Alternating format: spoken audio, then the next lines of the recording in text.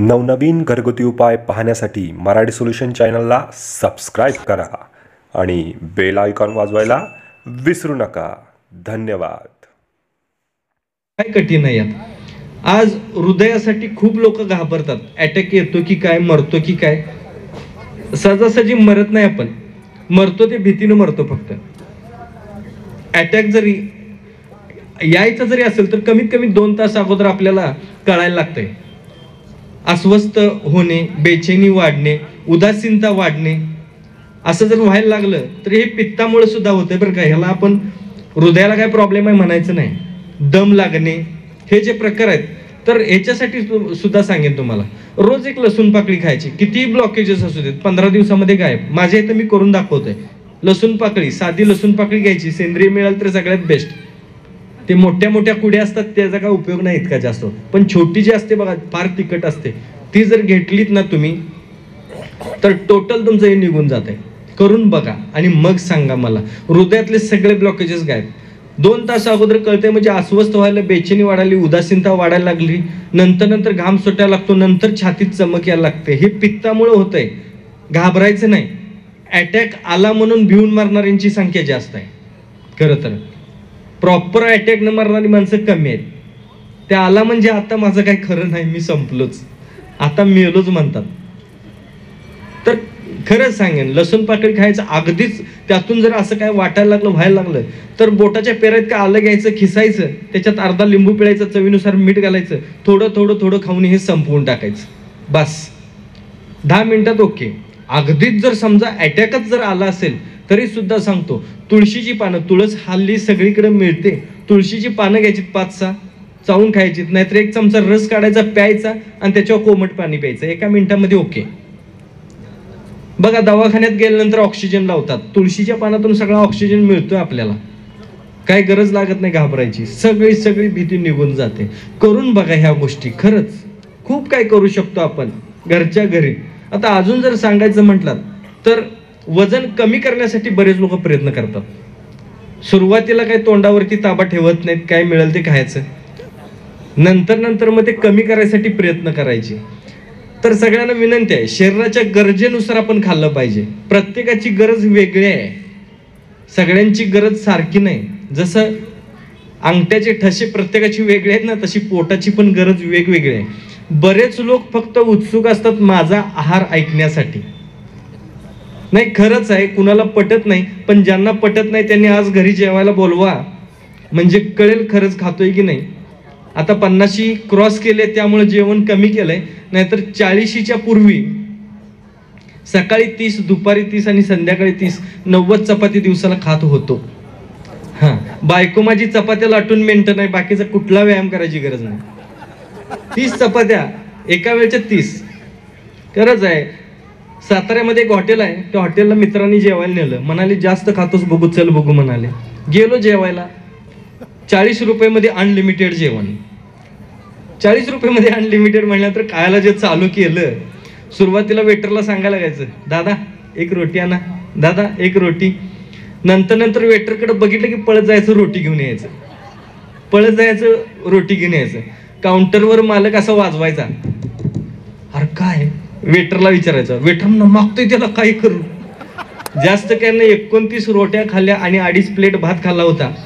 माझा मित्र पुढे झाला आणि म्हणला, साहेब किती झाले हो. त्याला म्हणला बाजूला, मला म्हणला इकडे रे बाळ.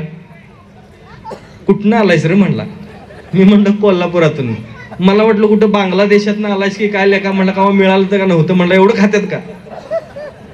वेटरला बोलवलं, म्हणला बाळ इकडे, म्हणला ते अनलिमिटेडचा बोर्ड तेवढा आत घे म्हणला. असली रोज 4 जेवायला आली तर हॉटेलच विकायची वेळ येणार आहे माझ्यावरती. त्यानं तासभर थांबवून ठेवलं, फोटो काढला आणि तो फोटो तिथं फ्रेम करून अडकवलाय. असलं म्हणला जनावर आयुष्यात कधी बघितलं नाही. त्यानं पैसे घेतले नाही, मला हात जोडले. म्हणला देवा, आलास एवढा आलास म्हणला, परत तेवढा माझ्या हॉटेलला जेवायला येऊ नकोस. म्हणून प्रत्येकाच्या गरजेनुसार खाल्लं पाहिजे. आज कसं असतंय की डाएटच्या नावाखाली सगळे उपाशी मारायला लागलेले आहेत. डाएट म्हणजे काय माहीतच नाही प्रॉपर. डाएट म्हणजे जेवायचंच नाही, जेवण नाही म्हणजे डाएट असं म्हणतो आपण. आज मुली सुद्धा, कॉलेजला जाणाऱ्या मुली अर्धी चपाती घेऊन जातात डब्यातून, चतकोर खातात, बाकीची परत आणतात.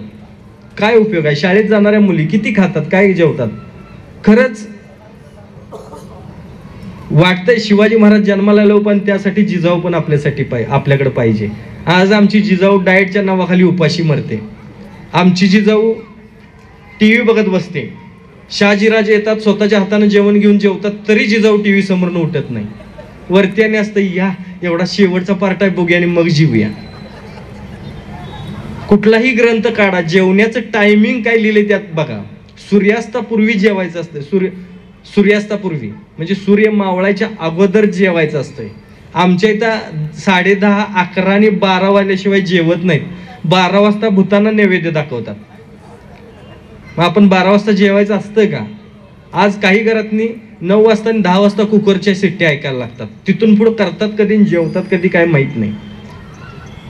विनंती आहे सगळ्यांना, लवकर जेवून लवकर झोपा, सकाळी लवकर उठा, अर्ध्या तासाचा वेळ द्या स्वतःला. शरीराच्या गरजा खूप कमी आहेत. अर्धा तास वेळ दिलात ना शरीराला, व्यायाम केलात अर्धा तास, कुठल्याही प्रकारे दवाखान्याचं तोंडच बघायची गरज नाही, कुणाच्याच नाही. माझ्याही दवाखान्याकडे येऊ नका मग, कारण गरज लागणारच नाही आहे.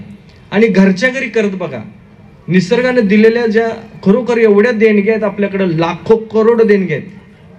असा कुठला आजार नाही की ज्या आजारावरती निसर्गात इलाज नाही. सगळं आहे, करू शकतोय आपण, फक्त विश्वास पाहिजे. बाहेरच्या देशातल्या लोकांना अवेअरनेस आहे. आज अभिमानानं सांगावं असं वाटतं की या महाराष्ट्रामध्ये 12 देशातून लोक माझ्याकडे ट्रीटमेंटला येतात, आणि आपल्यातल्या देशातल्या लोकांना इझिली अवेलेबल आहे. ते परवा अमेरिकेतून एक जण आले होते, ते मोरावळा इकडून मागवून येतात, इकडून मागवून घेतात मोरावळा.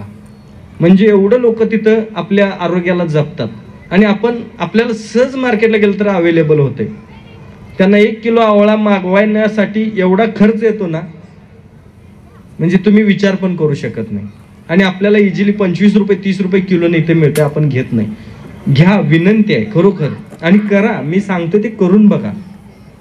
तुळशीची पानं आपल्याला इझिली अवेलेबल आहेत, सगळं अवेलेबल आहे. आज माता भगिनी येत आहेत, त्यांना विनंती करतो की वर्षातून सलग 15 दिवस पिंपळाच्या पानांचा रस प्यायचा. कुठल्याही प्रकारे गर्भाशयाला गाठ होणार नाही, कुठल्याही प्रकारे तुम्हाला कधीही गर्भाशयाचा प्रॉब्लेम येणार नाही, पोट विकार होणार नाहीत, रक्त एकदम छान राहतंय, त्याच्यातून ब्लड सर्क्युलेशन चांगलं चालतंय. पिंपळाचा काढा जर करून पिलात, पुरुष असो किंवा स्त्री असो, सगळे ब्लॉकेजेस निघून देतात. कोलेस्ट्रॉल काढून टाकण्यासाठी पिंपळ 1 नंबर आहे. बॉडीमध्ये कोलेस्ट्रॉल वाढते ना, हे कोलेस्ट्रॉल काढण्यासाठी तुमचं 15 दिवसामध्ये कोलेस्ट्रॉल नॉर्मल येते.